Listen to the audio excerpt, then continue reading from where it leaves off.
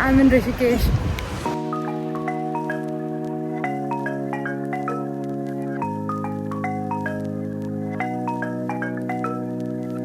Rishikesh is known as the yoga capital of the world.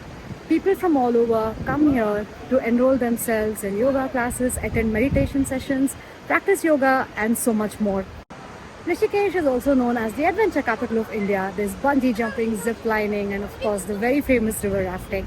So if you're an adventure junkie, then you must definitely visit Rishikesh. But since we are here only for a couple of days, we unfortunately do not have enough time to attend yoga classes or try one of the adventure sports. So our plan is to explore Rishikesh, the Ghats, the streets and the Jhulas, eat street food, shop, go cafe hopping and spend some time by the beautiful river Ganga. So come along with me and let's explore Rishikesh together.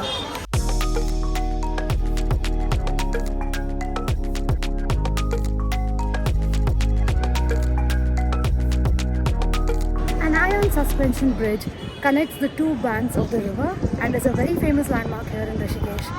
This is the Jhula. There is also a slightly smaller bridge called the Laxman Jhula, but it's been under repair for the past year or so. You will find people, cows, bikes, all jostling for space here. Walking along this, you can feel it slightly shaking in the wind. But what's undeniable is the lovely views which you get from here.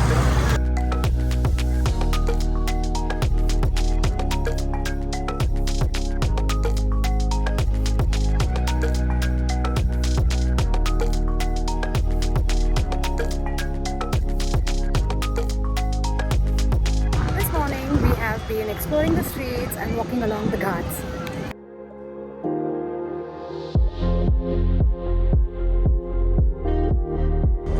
And what I find really interesting is that adventure and spirituality, two of the things which Rishikesh is most famous for, coexist and blend together so beautifully.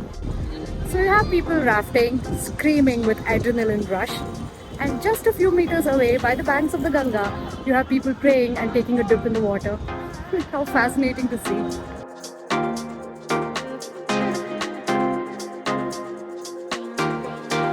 After spending the morning at the Ghats, it was time for lunch.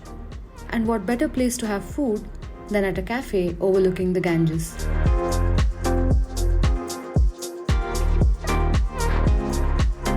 Rishikesh is home to some really chill riverside cafes where you can spend an entire morning or afternoon just soaking in the vibes, having good food, while taking in the views of the surrounding hills and watching the gushing river.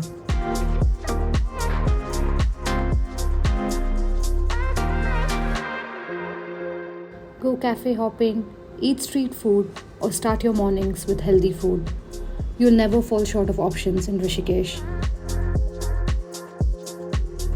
After the cafe hopping, we got back to our hostel for a quick break and now we are getting ready to go and see the Ganga Aarti. The Ganga Aarti happens at various ghats around here towards the evening.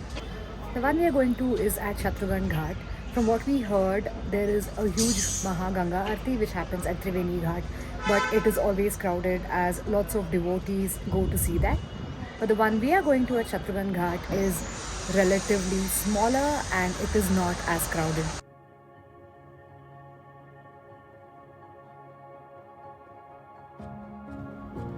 We reached Shatrughana Ghat and waited for the Aarti to begin.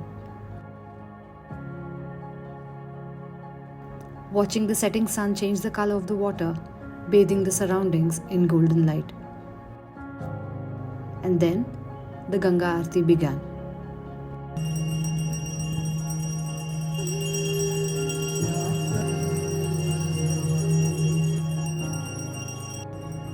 With the mantras playing in the background, the rhythmic movement of the Aartis, the Ram Jhula lit up and the Ganges flowing quietly next to us, it was indeed a very beautiful evening.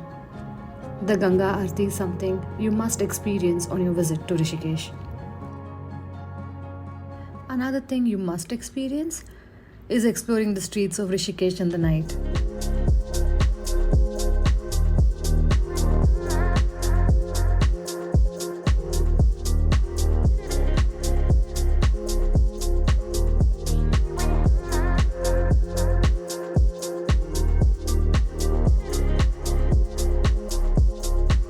Walking through the hustle and bustle on one side and the calmness of the empty ghats on the other is absolutely so serene and magical. It was the perfect way to end our first day here. We started our second day bright and early. We had lots to explore, starting with some aimless wandering in the streets near the Laxman Jhula. The Laxman Jhula has been under construction for more than a year, so there's no way to go on foot to the other side. We're just waiting for a boat to come and pick us up. We have decided to take a speedboat because ferry was taking too long. The ferry is cheaper, but they wait for like 30 people to get in. The speedboat is all ours, and they charge you like $400 for the speedboat.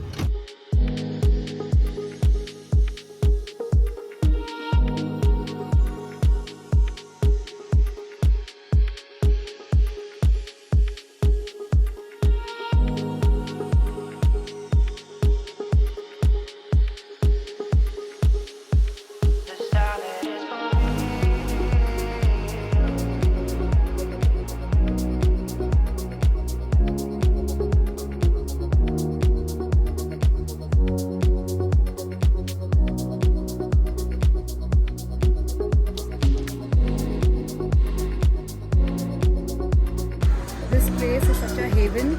If you love shopping. We were just walking around and guess what? Yeah, I found my street. It's filled with murals.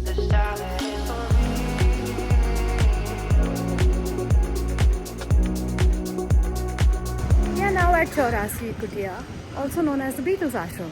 The Beatles visited this ashram in 1968. It was earth-shattering because at the height of Beatles' popularity, they decided to drop everything and come to this ashram, and they were here for 3 months, and that ended being such a boon for their creativity. They wrote 48 songs while they were here at this ashram.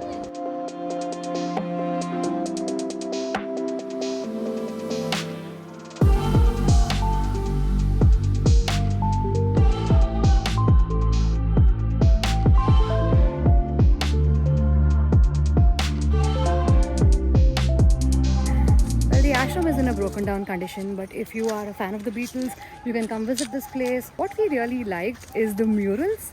Some of these places have really nice wall art on them, so I think we enjoyed that the most, and you can easily spend an hour here.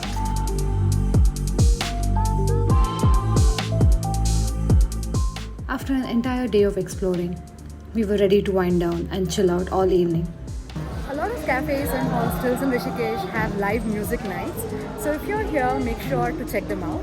They usually happen over the weekends or on Fridays, but some hostels have it every other night.